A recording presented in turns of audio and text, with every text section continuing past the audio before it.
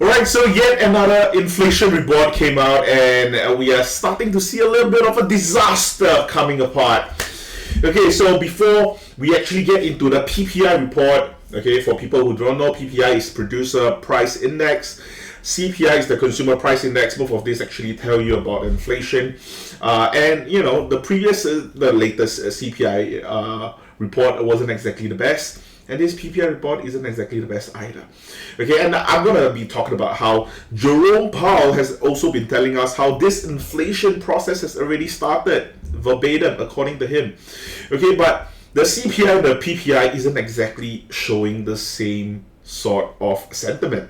Okay, so let's move over to PPI. Okay, so for PPI, it actually, final demand actually increased 0.7% in January.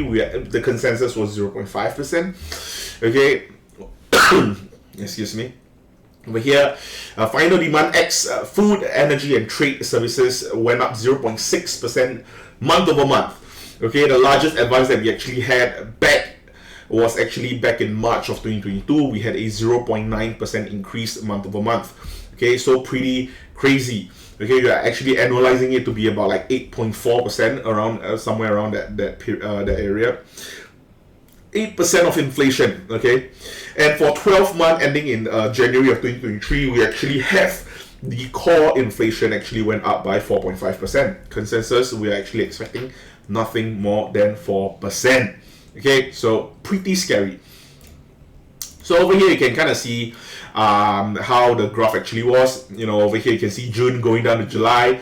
I still remember me making the video as well. I was like, oh, that's great. You know, inflation is finally starting to turn down.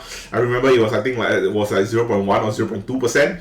We were all ecstatic over it. We're happy that finally inflation is starting to turn down. And then afterwards, the August report or the September report actually came out. That was when we started talking about stagflation. We started talking about how inflation might actually plateau.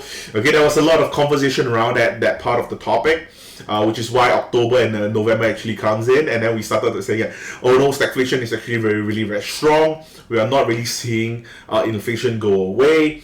And then December came, which was insane because everyone said that, you know, that's great.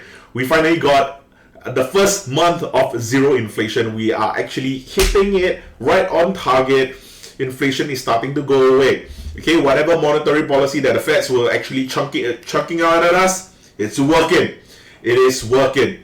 Okay, and then this happened.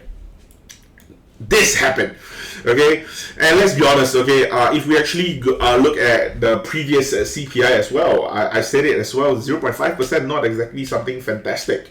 Okay, because there was a sudden increase in a lot of inflationary pressure as well, and then for PPI, you know, suddenly increasing up to 0.7% month over month, something that we were not expecting at all. So, you know, what this would actually mean is that inflation is starting to show how it is actually sticky. Okay, and I actually brought this up on multiple occasions. I'm just going to bring it up again. So, for example, it's the same for food. For example, you go into a restaurant. Okay, for example, you're going to buy a steak for, let's say, $20. You buy a steak for $20 today, and then next year, the whole entire economy went into shit. Okay, we are having a hyperinflated economy. Everything is going to nuts.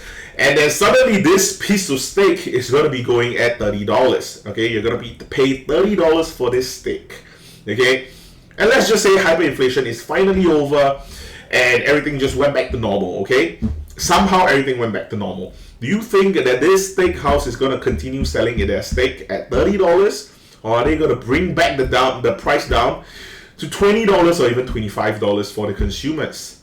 The answer is probably keeping it at $30 because there's no reason for them to actually bring it down. There's no incentive for them to bring it down to $20 or $25 unless if competition actually comes in. So that's where food actually kind of varies from a lot of other services such as airlines, apparels, and things like that. Okay, when you talk about food, people decide the prices of food. Okay, this is where value actually comes in, and inflation happens to be the most stickiest during this kind of situation.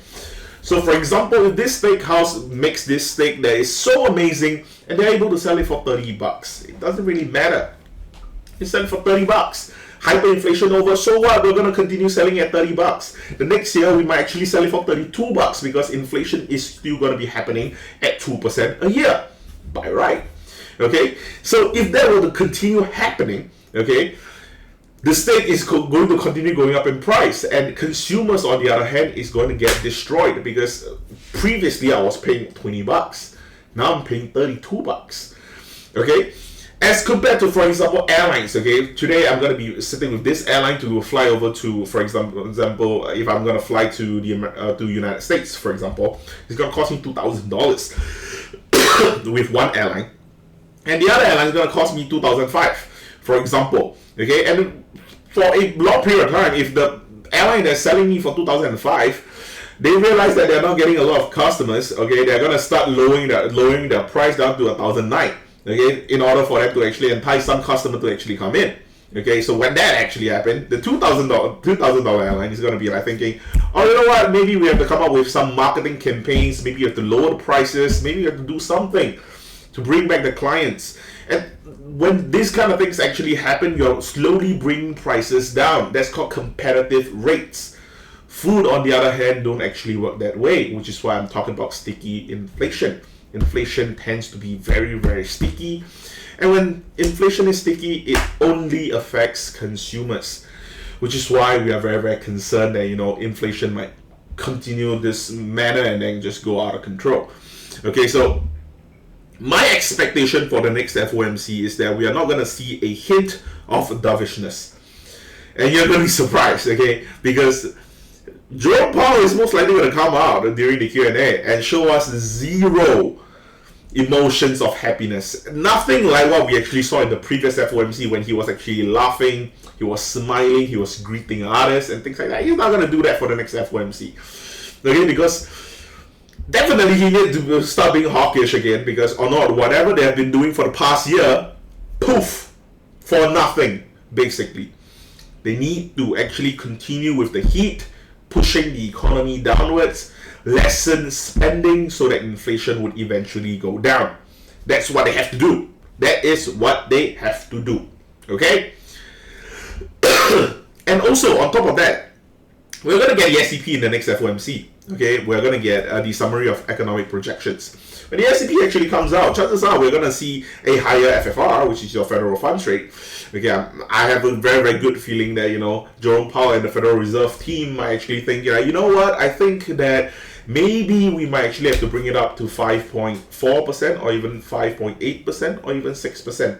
Okay, if we see anything of the number near to 6, I have a feeling that the market will most likely drop like 2 or 3% immediately at that time when the SEP actually drops. Maybe there will be some sort of a recovery play when Jerome Powell actually comes out, but I really highly doubt it, because just one meeting of showing dovishness created a lot of hype. People started buying back into the market and such. And I think that inflation is not exactly moving away. Nothing is really showing us that inflation is moving away. And of course, Jerome Powell might seem like he was right because he had 2 reports, and then it's kind of a tough battle because when we had 2 reports, we wanted Jerome Powell to say, that's enough. We know for a fact that inflation is already trending downwards. But Jerome Powell had to say what he had to say, which is, we needed to wait for more reports and things like that. Maybe in hindsight, it was actually needed. He probably needed like 4 reports for him to actually confirm that inflation has properly trended downwards. I'm not sure what would happen for the next CPI or the following CPI if it actually continues to go back upwards. Again, like the same chart that I actually showed you earlier in PPI, we might actually see a drop and then immediately just bump back up again, and that's going to be concerning all over again.